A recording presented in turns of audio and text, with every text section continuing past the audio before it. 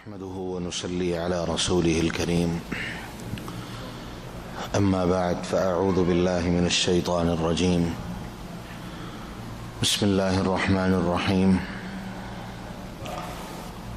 قل يا أيها الكافرون لا أعبد ما تعبدون ولا أنتم عابدون ما أعبد ولا أنا عابد ما عبدتم ولا أنتم عابدون ما أعبد لكم دينكم ولي دين.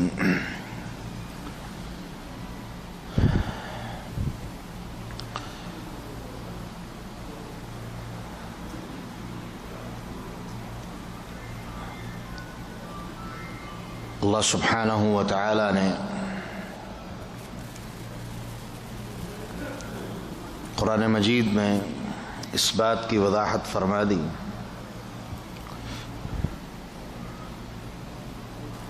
لِكُلٍّ جَعَلْنَا مِنْكُمْ شِرْعَةً وَمِنْهَاجًا، تم میں سے ہر کوئی ایک شریعت اور ایک منہج کے اوپر چل رہا ہے.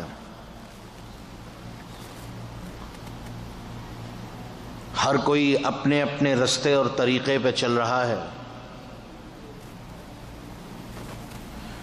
وَلَوْ شَاءَ اللَّهُ لَجَعَلَكُمْ أُمَّةً وَاحِدَةً، اور اگر اللہ چاہتا تمہیں ایک امت بنا دیتا،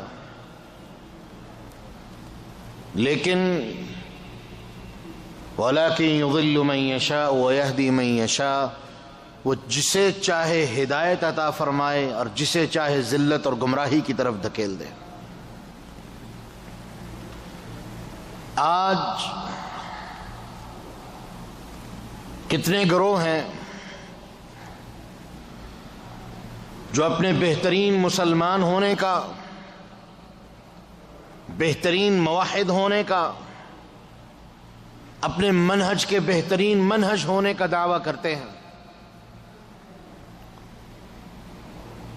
لیکن ہم سب شاید یہ بات بھول گئے کہ مشرکین مکہ، جن کے مشرک ہونے میں، کافر ہونے میں، اللہ کا دشمن ہونے میں، رسول اللہ کا دشمن ہونے میں کوئی شک نہیں، وہ بھی اپنے آپ کو سچا سمجھتے تھے، وہ بھی اپنے آپ کو دین ابراہیمی میں سمجھتے تھے، وہ بھی اپنے آپ کو اسماعیل علیہ السلام کے آباء و اجداد میں، اپنے آپ کو اسماعیل علیہ السلام کی آل اور اولاد میں جانتے اور شمار کرتے تھے. لیکن زبان سے کسی کا دعویٰ کر دینا یہ کافی نہیں. قرآن کہتا ہے کل یعمل علی شاکلتہ، ہر کوئی اپنے اپنے طریقے پہ لگا ہے. میرے نبی آپ کہتے ہیں کہ ہر کوئی اپنے اپنے طریقے پہ عمل کرے. فَرَبُّكُمْ أَعْلَمُ بِمَنْ هُوَ أَهْدَى سَبِيلًا، تمہارا رب خوب جانتا ہے کون ہدایت والے رستے پہ ہے اور کون بہترین رستے پہ. اور رب العالمین نے قرآن مجید میں دو گروہوں کا واضح تذکرہ فرما دیا. ایک گروہ وہ جو حق کے رستے پہ چلنے والا، اللہ اور اس کے رسول کی اطاعت کرنے والا، اور دوسرا گروہ وہ بھی اپنے آپ کو حق کے رستوں پہ، اللہ اور اس کے رسول کی اطاعت کے رستے پہ چلنے والا اور ماننے والا. لیکن حقیقت کیا ہے؟ قرآن کہتا ہے فَيَتَّبِعُونَ مَا تَشَابَهَ، وہ قرآن پہ عمل نہیں کرتے، سنت پہ عمل نہیں کرتے، بلکہ جو متشابہ چیزیں ہیں جن کو اللہ رب العالمین نے اپنے بندوں کے درمیان یوں ہی چھوڑ دیا ہے، ان کا کوئی معنی اور مفہوم واضح نہیں کیا، وہ ان کے پیچھے پڑتے ہیں. اور کیوں پڑتے ہیں؟ ابتغاء الفتنہ، وہ لوگوں میں فتنہ پھیلانا چاہتے ہیں. اور یہی وجہ ہے کہ ایسے لوگ 10,000 دلیلیں دیں، قرآن کی ایک آیت بھی پوری پیش نہیں کریں گے، قرآن کی ایک پوری آیت بھی پیش نہیں کریں گے، نہ عقیدے پہ نہ مسائل پہ. اور دوسری طرف الحمدللہ اہل السنہ والجماعہ، جن کا منہج، جن کا عقیدہ، جن کی تاریخ اور ان کا سلسلہ وہ آج یا 10 یا 20 یا 100 یا 500 سال پرانا نہیں، بلکہ یہ سلسلہ ڈائریکٹ محمد الرسول اللہ صلی اللہ علیہ وسلم تک جاتا ہے. اور یہ سلسلہ اتنا مضبوط اور بہترین سلسلہ ہے کہ پوری دنیا کے بدعتی مل کے بھی اس سلسلے کے اندر کسی طرح کا کوئی نقص نہیں نکال سکتے. سبب کیا ہے؟ سبب کیا ہے؟ سبب یہ کہ جو حقہ اور سچا اور پکا دین ہے، اللہ کے رسول صلی اللہ علیہ وسلم نے قیامت تک کے لیے اس کے باقی رہنے کی پیشین گوئی فرمائی. اور کیا فرمایا؟ لا تزال طائفۃ من امتی منصورین علی الحق. میری امت کا ایک گروہ الی قیام الساعہ حتی اتی الساعہ، قیامت کے آنے تک وہ حق پہ رہے گا اور اللہ رب العالمین ان کی مدد کرنے والا ہوگا. لا یضرہم من خذلہم، کوئی ان کی مخالفت کرنے والا ان کو نقصان نہیں پہنچا سکے گا. قیامت تک کے لیے باقی رہنے والا گروہ. تو پوچھا اللہ کے رسول یہ کون لوگ ہوں گے؟ فرمایا ما انا علیہ و اصحابی، یہ اس طریقے پہ ہوں گے جس پہ میں محمد ہوں صلی اللہ علیہ وسلم، اور جس طریقے پہ میرے اصحاب ہیں اس طریقے پہ ہوں گے. اس ساری تمہید کا مقصد یہ ہے، ہمارے معاشرے میں دو سوچیں، میں انہیں مذہب نہیں کہوں گا، فرقہ نہیں کہوں گا، عقیدہ نہیں کہوں گا، سوچیں ہیں یہ. کیوں؟ ہمیشہ دین سے ہٹ کے جو طریقہ ایجاد ہوا، صراط مستقیم سے ہٹ کے جو رستہ نکلا، وہ گمراہی کا رستہ ہے، اور اس کی بنیاد گمراہی کی سوچ کے اوپر ہے، گمراہانہ فکر کے اوپر ہے.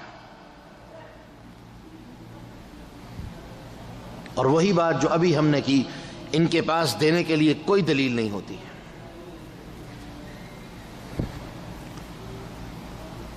دو سوچیں ہمارے معاشرے میں. نمبر 1، اتحاد بین المسلمین کے نام پہ ایک سوچ کہ جی مسلمانوں کے درمیان اتحاد کرواؤ، ان کے درمیان اتحاد ہونا چاہیے. اچھا جی کن اصولوں پہ اتحاد ہو؟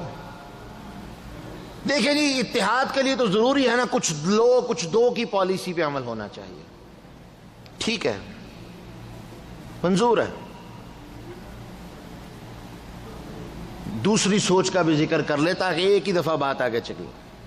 دوسری ایک سوچ ہے جو مسلمانوں کو مسلمان کرنے پہ لگی ہے، اور یہ کون ہے؟ تبلیغی جماعت. ان کی فکر اور سوچ کیا ہے؟ کسی کو کافر نہ کہو، کسی کو گمراہ نہ جانو، ہاں انسان ہونے کے ناطے غلطیاں ہیں لہذا انہیں تبلیغ کرو. اچھا بھائی کس چیز کی تبلیغ؟ جی فضائل اعمال شریف پڑھاؤ انہیں. ٹھیک، اب آ جائیے ان دونوں فکروں کے درمیان جو ایک چیز برابر ہے وہ کیا؟ کہ یہ مسلمانوں کو ایک جگہ اکٹھا کرنا چاہیے جس طرح بھی ہو سکے. جو جس طرح چل رہے ہیں اس کو چلنے دیں، تنقید نہ کریں. تنقید کا رستہ ختم کر کے آپس میں ایک ہو جاؤ. میرے بھائی، اللہ نے اپنے رسول کے ذریعے یہ دعوت یہودیوں کو بھی دلوائی تھی کہ میرے رسول یہودیوں کو کہو اتحاد کر لیتے ہیں، عیسائیوں کو کہو اتحاد کر لیتے ہیں. کس چیز کے اوپر اتحاد ہوگا؟ کچھ لو کچھ دو. لاؤ تمہارے پاس دینے کے لیے کیا ہے؟ دو، ہم تمہیں دیتے ہیں. اگر اتحاد ناگزیر ہے تو آؤ. اللہ کی کتاب نے فیصلہ کر دیا کہ میرے رسول ان کو مخاطب کر کے کہو کہ تعالوا الی کلمۃ سواء بیننا و بینکم، آؤ ہمارے پاس اکٹھے ہونے کے لیے ایک کلمہ موجود ہے، ایک بات موجود ہے، ایک نعرہ موجود ہے، ایک فکر موجود ہے، ایک سوچ موجود ہے، ایک پلیٹ فارم موجود ہے. اور وہ کیا ہے؟ اللہ نعبد الا اللہ، نہ تم کسی غیر کی عبادت کرو گے، نہ ہم کسی غیر کے سامنے جا کے جھکیں گے، نہ تم کسی غیر کا نام لوگے، نہ ہم کسی غیر کا نام لوں گے، نہ تم کسی کے پیچھے چلو گے، نہ ہم کسی غیر کے پیچھے چلیں گے۔ عبادت ہوگی تو ایک اللہ کی، اطاعت ہوگی تو محمد الرسول اللہ صلی اللہ علیہ وسلم۔ آؤ، اللہ نعبد الا اللہ، اللہ کے علاوہ کسی کی عبادت نہیں ہوگی۔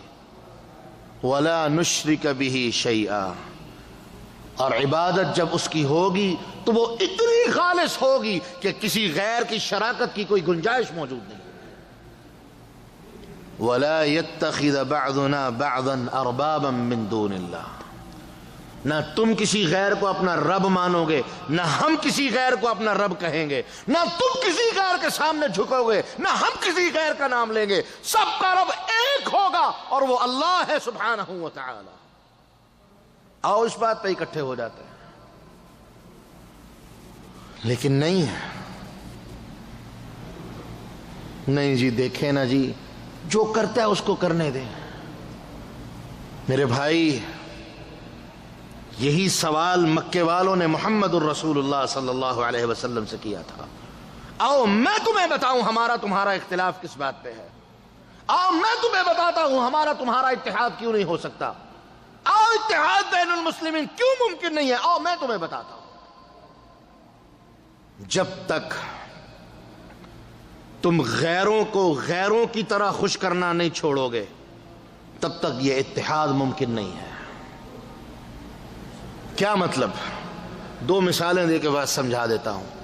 مولوی طارق جمیل، نام لے کے کہہ رہا ہوں کیونکہ یہ ایک ایسا شخص ہے جس کے نام پہ بڑے بڑے لوگ اپنے آپ کو دیندار بنانے کے لیے چل پڑتے ہیں کہ جی مولوی طارق صاحب نے 2 گھنٹے 3 گھنٹے لمبا آواز کیا، بس میں تو مسلمان ہونے لگا ہوں۔ اچھا بھی مسلمان ہونے لگو، کس طرح مسلمان ہوگے؟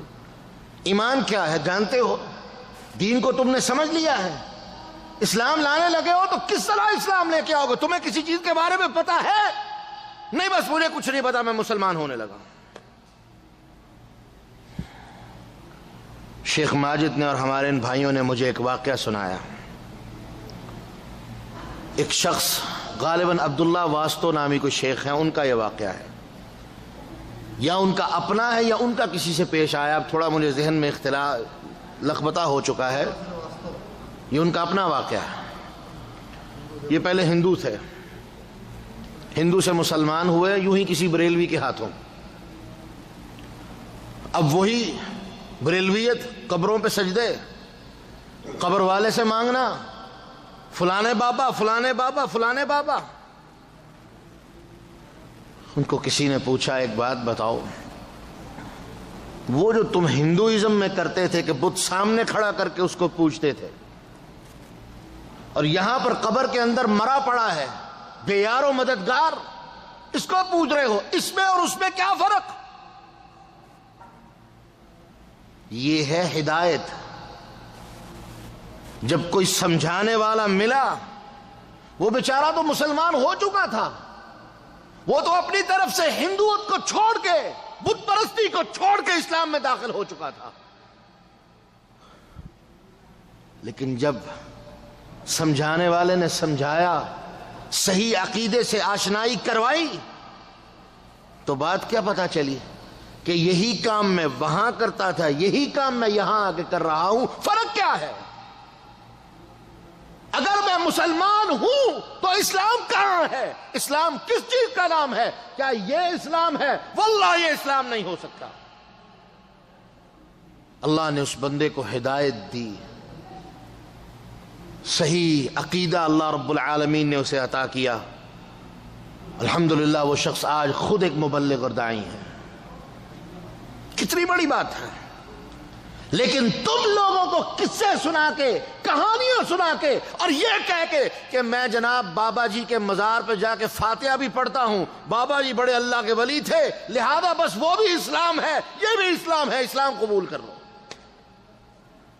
اللہ کی قسم یہ اسلام نہیں ہو سکتا۔ انٹرنیٹ کے جہاں ہزاروں نقصان ہے، وہاں کچھ فائدے بھی ہیں۔ آپ جا کے ان مولویوں کی خرافات دیکھیں، پیر میر علی شاہ گولڑا اسلام آباد کے پڑوس میں، مولوی طارق جمیل وہاں گیا، اس کا سجادہ نشین پیر نصیر الدین مر گیا، وہ اس کو ملنے کے لیے وہاں تقریر کی، اور یا ایھا النبی اور یا ایھا الرسول کا ترجمہ کیا کیا؟ اے غیب کی خبریں جاننے والے، اور وہ واہ واہ واہ واہ واہ، یہ تبلیغ ہو رہی ہے۔ اللہ کی قسم اٹھا کے کہہ رہا ہوں، یہ کلمہ اپنے دماغوں میں محفوظ کر لو، جہاں تک یہ بات پہنچا سکتے ہو پہنچاؤ۔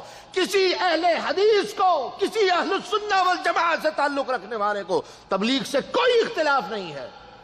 اختلاف ہے تو تمہارے طریقہ کار سے اختلاف ہے، اختلاف ہے تمہارے نصاب سے اختلاف ہے، اختلاف ہے تمہارے طریقہ تبلیغ سے اختلاف ہے۔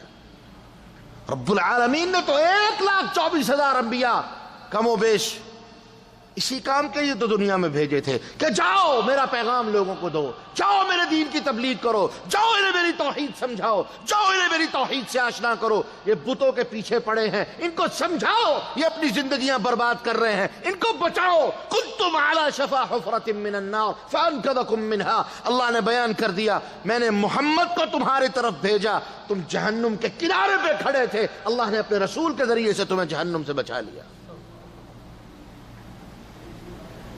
ہمیں تبلیغ سے کوئی اختلاف نہیں، طریقہ واردات سے اختلاف ہے، دین کے نام کے اوپر تبلیغ کو مذاق بنانے سے اختلاف ہے۔ آؤ قبروں پہ جانا محمد الرسول اللہ صلی اللہ علیہ وسلم کی سنت نہیں۔ ابراہیم علیہ السلام سے ملاقات ہوئی معراج پہ، فرمایا ابراہیم علیہ السلام میرے ہم شکل تھے، بڑی محبت اللہ کے رسول کو ابراہیم علیہ السلام سے، آپ کے دادا ہیں۔ یہ پتہ ہونے کے باوجود کہ ابراہیم کی قبر کہاں ہے، اللہ کے رسول ابراہیم کی قبر پہ نہیں گئے،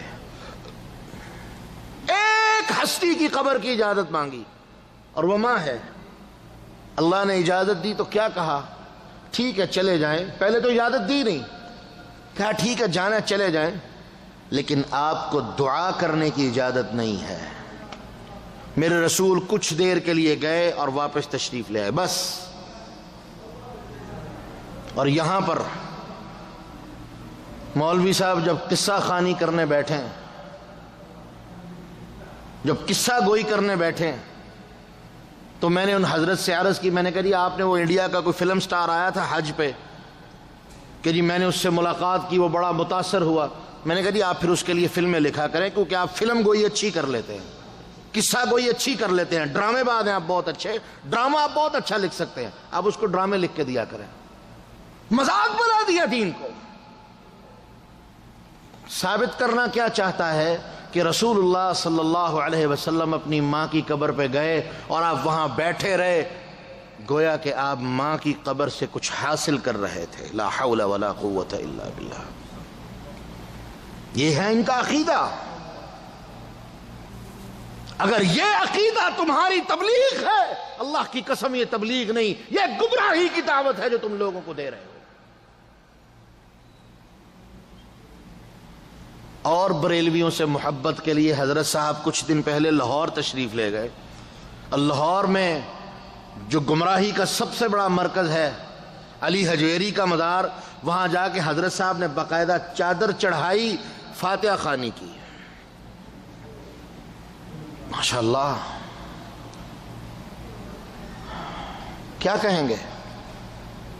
مولوی صاحب سے کوئی پوچھے مولوی صاحب یہ کہاں لکھا ہے، یہ کیسی تبلیغ ہے اور کیسا دین ہے؟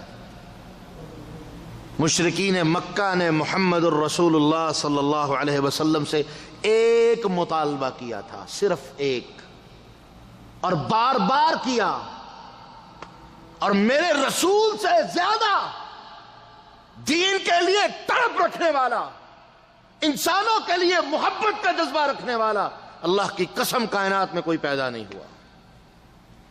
قرآن کہتا ہے حریص علیکم بالمؤمنین، یہ تمہارے بارے میں حریص ہیں یہ رسول، یہ لالچ رکھتے ہیں۔ کیا لالچ ہے اللہ کے رسول آپ کو ہم سے؟ مجھے لالچ صرف یہ ہے تم جہنم سے جانے سے بچ جاؤ، بس، کوئی لالچ نہیں۔ کیوں؟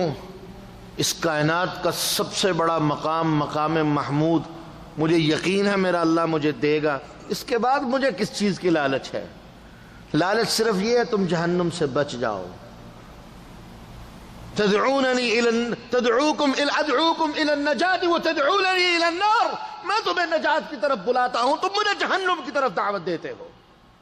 میں تو یہ چاہتا ہوں تم نجات کے راستے پہ آ جاؤ، جہنم سے بچ جاؤ۔ ہم یہ چاہتے ہیں اللہ کی قسم کائنات میں تبلیغ عام ہو، لیکن کون سی تبلیغ؟ جو محمد الرسول اللہ صلی اللہ علیہ وسلم نے کی۔ مولوی زکریا کے قصے کہانیوں والی تبلیغ نہیں چاہیے ہمیں۔ ایک مطالبہ کیا تھا مشرکین مکہ نے، کیا مطالبہ کیا تھا؟ کہ محمد یہ کہہ دیں اولئک تلک الغرانیک العلا وان شفاعتہن لترتجى، بس کیا مطلب کہ یہ جو ہمارے بت ہیں نا، آپ ان کے بارے میں کچھ نہ کہیں، صرف اتنا کہہ دیں یہ اپنی قوم کے اپنے وقت کے بڑے بڑے لوگ تھے، بڑے بڑے ولی تھے، اور اتنے لوگ تھے کہ اللہ نے ان کی سفارش کو قبولیت کا درجہ دیا، بس اتنا کہہ دیں۔ کیا فرق پڑتا تھا؟ اللہ کے رسول اتنی بات کہہ دیتے، وہ لوگ ایمان لانے کے لیے تیار تھے۔ وہ سارے کے سارے لوگ ایمان لانے کے لیے تیار تھے۔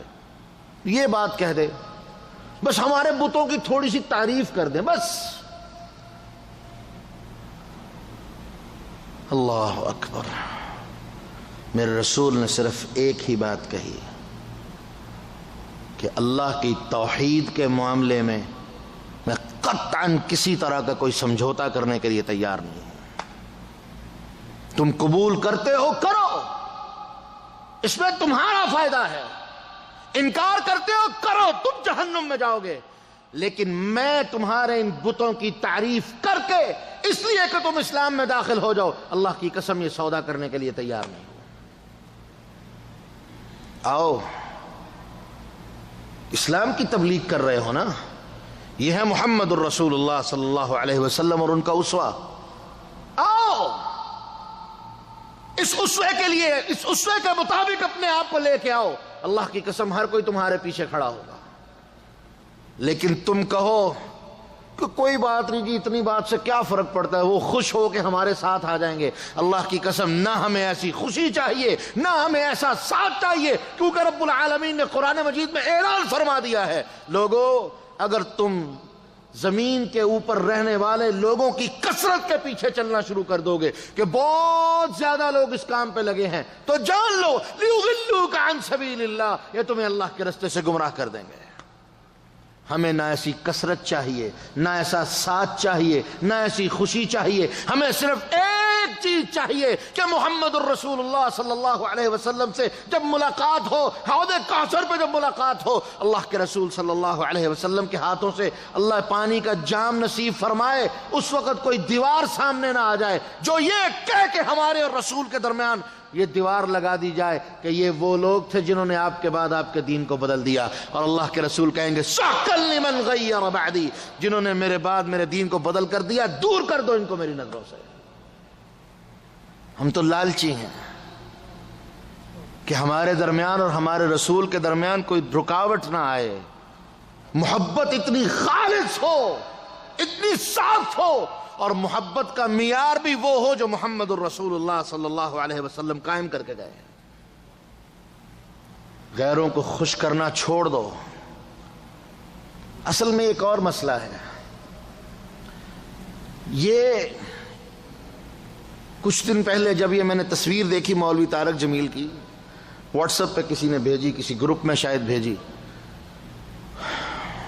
تو میرے پاس ایک کتاب پڑی تھی بڑی پرانی، عبد الوہاب شعرانی کی، میزان الصوفیہ کے نام سے، اور طبقات الصوفیہ، اور اس کتاب میں اس کا دعویٰ یہ ہے کہ جی میں نے صوفیہ کے فضائل جمع کیے ہیں، کہ کتنی بزرگ ہستیاں تھیں، جو ان کا دعویٰ ہے، اور ان کی صوفیت حقیقت کیا ہے، یہ رہبانیت کے مارے لوگ ہیں، اور اللہ کے رسول صلی اللہ علیہ وسلم نے فرما دیا لا رہبانیت فی الاسلام، اسلام میں رہبانیت کی کوئی گنجائش نہیں۔ اور رہبانیت کیا ہے؟ گھر چھوڑ دو، کیا جی میں اللہ کے لیے گھر چھوڑ کے جا رہا ہوں، تبلیغ کرنے جا رہا ہوں، سالوں گھر سے گئے، بچے پیچھے، ذلیل رسوا گمراہ، بیوی لوگوں سے مانگ کے گزارا کرنے والی، اللہ کی قسم یہ اسلام اور دین نہیں ہے۔ اور صحابہ کو دیکھو، اللہ کے رسول کی وفات کے بعد کتنے بڑے بڑے نام تھے. عبداللہ ابن عمر مکہ میں چلے گئے, عبداللہ ابن مسعود شام چلے گئے, کئی صحابہ کوفہ چلے گئے, کوئی بصرہ چلا گیا, کوئی مصر چلا گیا. اور یہ نہیں کہ جی بیوی بچے مدینہ بیٹھے ہیں, چلو بھئی تمہارا اللہ وارث, اللہ کے سپرد, میں جا رہا ہوں.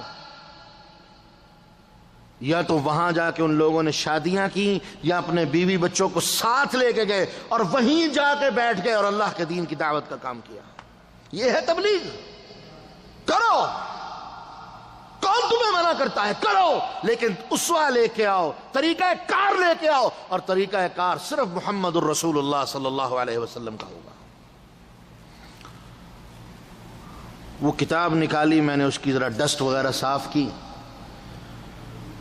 یوں کھولی, جلد نمبر 1 کا صفحہ نمبر 213. ایک حضرت صاحب تھے عبداللہ قرشی, ان کے کوئی بڑے صوفی تھے, 400 کچھ ہجری میں فوت ہوئے. ان کا ایک عجیب قصہ, وہ ایک قصہ پڑھ کے میں نے کتاب بند کر دی. مجھے فوراً سمجھ لگ گئی کہ یہ ہیں کیا. وہ حضرت صاحب فرماتے ہیں جی مجھے بدھ کے روز ایک دفعہ خضر علیہ السلام رات کو خواب میں ملے اور مجھے کہا کہ تم میری دعوت کرو. کس چیز کے ساتھ؟ شوربہ بنا کے, میں وہ کھانے کے لیے تمہارے گھر آؤں گا. اس کے بعد وہ حضرت صاحب آخری دم تک ہر بدھ کے دن شوربہ بنا کے خضر علیہ السلام کا انتظار فرماتے تھے, اور یہ کہا کرتے تھے کہ جی خضر علیہ السلام آئیں گے اور وہ یہ شوربہ پئیں گے, لیکن خضر علیہ السلام نہ آتے اور وہ خود شوربہ پی لیتے. لا حول ولا قوت الا باللہ. یہ ہے ان لوگوں کا دین جو 400 کچھ ہجری میں مرنے والا ہے, ان کا بڑا, وہاں سے یہ سلسلہ چلتا آ رہا ہے آج تک کہ یہ لوگ ایک نظریاتی اور خوابوں کا دین اور خیالوں کا دین, یہ اس پہ چلنے والے لوگ ہیں. اور ان لوگوں کے ہاں اس چیز کی کوئی قدر و قیمت نہیں کہ کسی کو یوں ہی خوش کر دو, جو مرضی کہہ کے خوش کر دو, جو مرضی کہہ کے اللہ اور اس کے رسول کا مذاق اڑا دو. ان کے ہاں اس چیز کی کوئی اہمیت نہیں. میرے بھائی, اگر دین ان خوابوں اور خیالوں کا نام ہوتا تو نبی کا خواب وحی ہوتا ہے. اللہ کبھی جبریل کو نہ بھیجتے, اللہ وحی کے ذریعے معاملے کو ختم فرما دیتے. اللہ کبھی جبریل کو نہ بھیجتے, وحی کے ذریعے یہی معاملہ, خوابوں کے ذریعے پورا دین اللہ دے دیتے. لیکن نتیجہ کیا ہوتا؟ یہ مذاق بن جاتے. کل کو جو کوئی اٹھتا وہ خواب سنا کے دین سنانا شروع کر دیتا. عزیزان گرامی,